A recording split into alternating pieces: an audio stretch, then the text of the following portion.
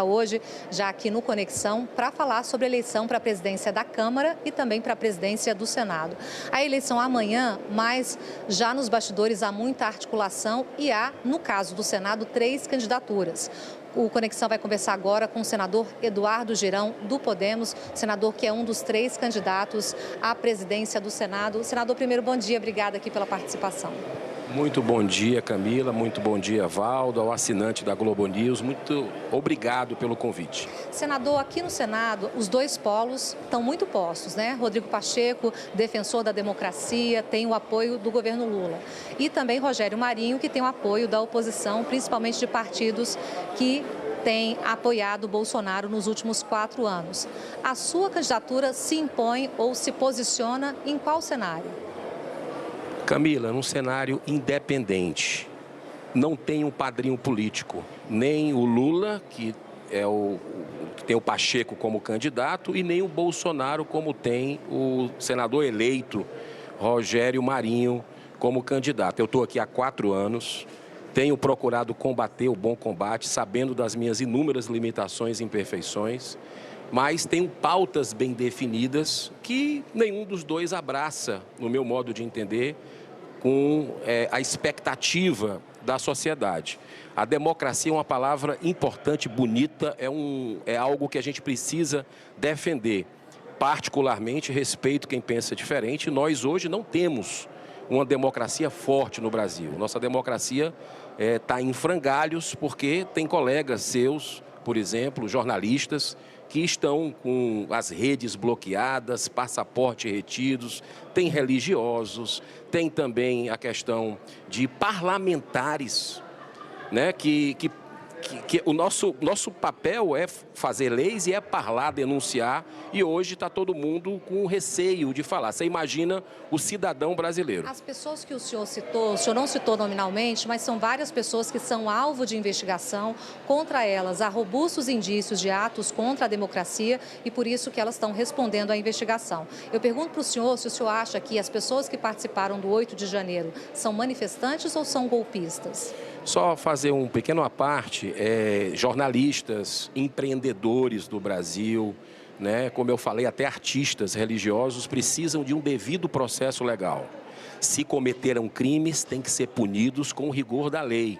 Mas hoje, numa canetada dos nossos tribunais superiores, a gente está vendo a democracia ruir, né? E o Senado, ele é responsável por isso também, porque é nosso papel investigar eventuais abusos de ministros do Supremo, por exemplo. Então, os atentados do dia 8, que merecem todo o nosso repúdio, precisam ser investigados profundamente. Se a pessoa que cometeu por ação ou por omissão é de direita, ou de centro, ou de esquerda, ou é infiltrado, ou teve o governo também que não agiu como deveria agir, isso a gente precisa investigar na CPI, né, que agora ela pode ter efetividade, porque a CPI solicitada anteriormente não tinha ainda os senadores que vão tomar posse depois da manhã, e eu espero que a gente possa realizar essa CPI. Eu, como presidente do Senado, vou colocar para andar essa CPI para que possa saber exatamente de quem é a responsabilidade, que seja punido com o rigor da lei. O Valdo já vai perguntar, só queria pontuar uma coisa importante, né, Valdo, que as decisões do ministro Alexandre de Moraes sobre os golpistas foram referendadas pelo plenário do Supremo.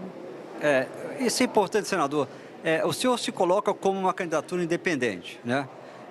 Mas vamos lembrar, durante o governo Bolsonaro, em alguns pontos o senhor divergiu dele, mas na maioria o senhor esteve ao lado do presidente Jair Bolsonaro.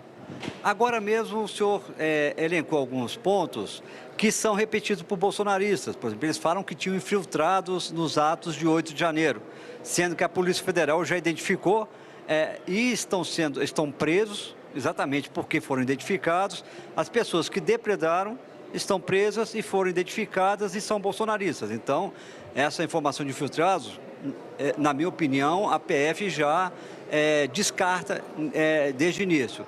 As críticas ao ministro Alexandre de Moraes, que, como disse a Camila, as decisões dele estão todas sendo referendadas pelo Supremo Tribunal Federal, são críticas também de bolsonaristas. Então, Eu fico tentando entender, se o senhor me permite, me desculpa a franqueza, mas como é que o senhor se coloca independente, mas defende um discurso entoado pelos bolsonaristas? É aí que está. Nós estamos numa cegueira política ideológica que tem que ser um ou tem que ser outro, né? Quem acompanha meu mandato aqui sabe, por exemplo, que eu fui um dos líderes para a derrubada do decreto do presidente Bolsonaro sobre arma de fogo. Eu tenho uma posição muito firme com relação a isso, contra o porte de arma de fogo. Também votei contra, publicamente, a indicação dele para o ministro Cássio Nunes Marques. Só 2 senadores fizeram isso, eu e o Cajuru. Então, assim, a nossa prática, a coerência é muito clara no dia a dia. Agora, a gente não pode enveredar por narrativas. O certo é certo, mesmo que ninguém faça. O errado é errado, mesmo que todos façam, né? Então, por exemplo, o governo foi informado pela ABIN, o governo atual do presidente Lula, que 48 órgãos federais foram informados que o objetivo dos atentados do dia 8, dias antes, era destruir o patrimônio público, destruir as instituições. Só que a gente já tem informação que esses dados passados pela ABIN chegaram a integrantes do governo que continuavam no cargo, mas eram egressos do governo Bolsonaro e seguiam, por exemplo, a determinação do general Augusto Heleno. Então, quem recebeu essa informação dentro do governo, quem recebeu foi mais de um, ligado ao governo Bolsonaro. Então, não dá para a gente atribuir ao governo Lula, o governo Lula soube, é isso que o senhor está sugerindo, o governo Lula soube e não tomou nenhuma atitude. Porque eu acho que, depois do que aconteceu em Brasília, imaginar que o governo Lula tivesse alguma intenção de deixar acontecer, acho estranho. É isso que a gente precisa investigar, para não fazer pré-julgamentos, né? O senador Marcos Duval, por exemplo, que estava aqui durante o recesso e se aprofundou nessas investigações, diz textualmente que o governo Lula sabia. Mas ele nunca apresentou prova, senador. Pois é, mas aí é que a gente precisa ver, por isso que não pode fazer pré-julgamentos. Por exemplo, ele afirma, inclusive o próprio ministro Flávio Dino, diz que abriu a janela num domingo, na esplanada dos ministérios, que ao que parece não tinha assessores, ele estava lá, e assistiu aquilo tudo acontecer, quando poderia ter convocado a Força Nacional, não apenas para o sábado, mas para o domingo também. Ele falou que ele saiu correndo para o gabinete, porque desesperado e sem ver as forças. Ele falou em entrevista ao Conexão, não falou isso não. Ele falou que saiu correndo para ir para o gabinete, para reunir as forças, chamar a Celina Leão, que era quem estava no comando ali. Ela não conseguiu falar com nenhum comandante da Polícia Militar. Depois a gente descobriu que a maioria estava de férias, decretada pelo Anderson Torres. E a partir dali ele começou a dar os comandos. E a Força Nacional não teria homens suficientes para isso, sendo que o cuidado com o patrimônio é dever da Polícia Militar. Só uma vez, Força Nacional de Segurança, ela tem que ser solicitada pelo governo local. Ela não pode responder uma ordem direta, no caso aqui de Brasília, do governo federal. O que aconteceu dias antes? O ministro da Justiça, Flávio Dino, colocou a Polícia Federal, a Força Nacional, à disposição do governo do Distrito Federal. Então, cabia ao governo do Distrito Federal solicitar a atuação da Força Nacional. Inclusive, alguns integrantes da Força Nacional estavam ali, requisitados pelo GDF, mas em número não. Então, não cabia ao governo federal, cabia ao governo federal colocá-la à disposição. E isso foi feito. É isso que a gente precisa esclarecer para a população. E outro aspecto é da guarda presidencial, que horas antes do ataque, também sabiam dias antes que seria para destruir tanto aqui o Congresso Nacional, como o STF, como também o Palácio do Planalto, e de uma forma assim inexplicável foi retirada a mobilização, o reforço da Guarda Municipal. Por um comandante que foi trocado por causa disso. E de novo era alguém que continuava no comando da Guarda Presidencial, que era egresso do governo Bolsonaro. O erro foi de quem comandava o GSI e, apesar das críticas internas, não fez a troca. Aí tem que ser investigado. Por que não fez a troca? Por que deixou um bolsonarista comandar uma guarda que falhou ou teve uma omissão deliberada, né?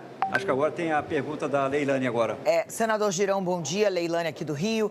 Senador, queria saber como é que o senhor vê a questão dos parlamentares que estimulam esses atos golpistas. A mesa do Senado pode agir em relação a eles?